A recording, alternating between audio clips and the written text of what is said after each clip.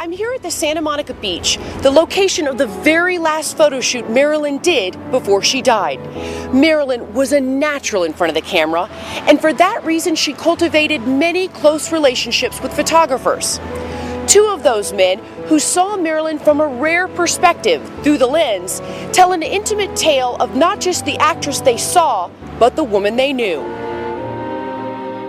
Well, this is the camera that I took the pictures of Marilyn Monroe. I first met Marilyn in September 1954 when she came to New York for her first starring role, The 7-Year Itch. He was kind of scary looking, but he wasn't really all bad. So I went to location where they were shooting the film on 2nd Avenue. And she was leaning out the window on the second floor of a brownstone building. I went upstairs, and the only thing I can see of her was her derriere. But it was the most beautiful derriere you can imagine I've ever seen on a woman. So I automatically started shooting, and the cameras click, click, click. Apparently, she heard the sound. She turned around. She looked at me, she smiled. She said, "I'll take a dozen of those." And that was our first encounter, her derriere and my camera.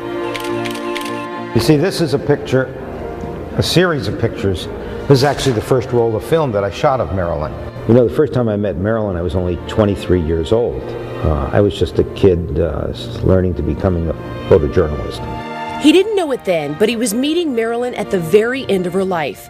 He was hired by Look magazine to shoot Marilyn on her last movie, Something's Gotta Give. And she walked up the steps of her dressing room, and then the press agent next to me caught her attention and said, "Marilyn, you know, Larry Schiller is here from Look magazine." And she turned around and, you know, gave me this big smile, just as if she had turned a light switch on. And she took a step back down, and she said, "I'm Marilyn."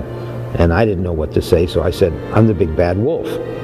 And then she looked at me and kind of said, "Well, I think you're a little too young to be that bad. How old are you?" And I said, "I'm 23 years old, but I've been shooting 6 pictures since I was 16, trying to prop up, you know, who I was." And she said, "Well, you know, when I was 23, I made this movie and that movie, but when you grow up, you're going to be a lot badder, I can tell." Ellen, get out of there! She decided that she wanted to use the ultimate weapon against 20th Century Fox, which was the use of her body for publicity purposes. This is a picture that really says everything and shows nothing. It was also one of Marilyn's favorites and was mine also. This is after she's come out of the swimming pool, and she's just really kind of talking to George Cukor, the director, and thinking about, well, you know, what's it all about? And of course, this in those days was the most famous nude picture that had been done of her in 10 years. This was full page in Life magazine and was on covers of magazines all throughout the world. When Marilyn came out of the water with nothing on, nobody blinked, because we were all professionals there. I myself just kept on shooting as I would before. You see, Marilyn was battling the studios. They were losing money on this picture. She was late every single day. She would sit in her dressing room 1 or 2 or 3 hours before she'd come out. Well, I was going to tell you, but I know how upset you get about little things. Little things? You know, she was getting paid $100,000 from 20th Century Fox to make Something's Gotta Give. Liz Taylor from the same studio was getting paid $1 million. Marilyn Monroe wanted to prove she could garnish as much publicity as Liz Taylor was. When I released the pictures taken by the swimming pool, she wanted to make sure that Liz Taylor was not in any of the magazines that I was releasing those pictures to. Marilyn Monroe was desperate in those final days. George Barris also recalls the desperation in Marilyn's final days. I got a phone call. I was in the office. She said, "Can you come out this weekend?" And I said, "Well, it's Friday, you know, it's kind of late in the afternoon here." And I said, "Is it all right if I came out by Monday?" She was kind of sad. She says, "Well, all right." She said, "But it's really important." I said, "Well, can't you talk on the phone, tell me what it's about?" She said, "It's something I'd rather not discuss on the phone." And that was Friday afternoon. And of course, That was August 3rd. And she died that weekend, the 4th, which was Saturday. And I've always in my heart wondered if I was out there and I was with her, maybe it would have been different, but who knows. But it always bothered me that I didn't go out to see her. And it's one of the things that I'll always regret, not going out. It was interesting when I arrived at Marilyn's home shortly after I had been notified that she died.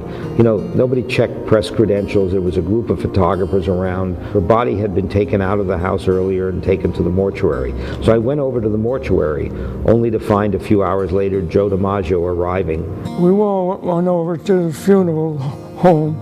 Joe DiMaggio had decided that there were only certain people allowed to the funeral.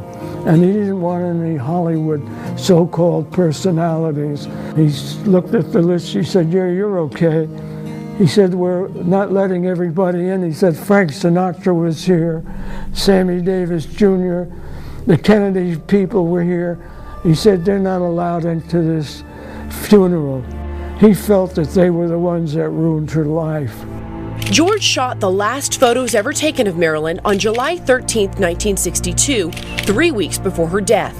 On the way to the location, he says the Kennedys were on her mind. We went to the beach in Santa Monica, and we passed the house where Peter Lawford had his house, and where she had many exciting and also very sad experiences, where she met the President of the United States, John F. Kennedy, and his brother Robert, and she had tears in her eyes, I could notice when we passed the house. But at the Santa Monica beach, we did the pictures together all day long, constantly. And it was getting late in the afternoon, and the sun had gone down, and it was getting windy, and she was at the last moment getting very exhausted and tired. And she said, George, she said, I hope this can be the last picture. I said, I promise it is. That she was dressed in her fisherman's sweater, and she had a little blanket covering her legs. She leaned forward, she puckered her lips, and she blew a kiss to me, and she said, this is just for you. I'll never forget that day as long as I live.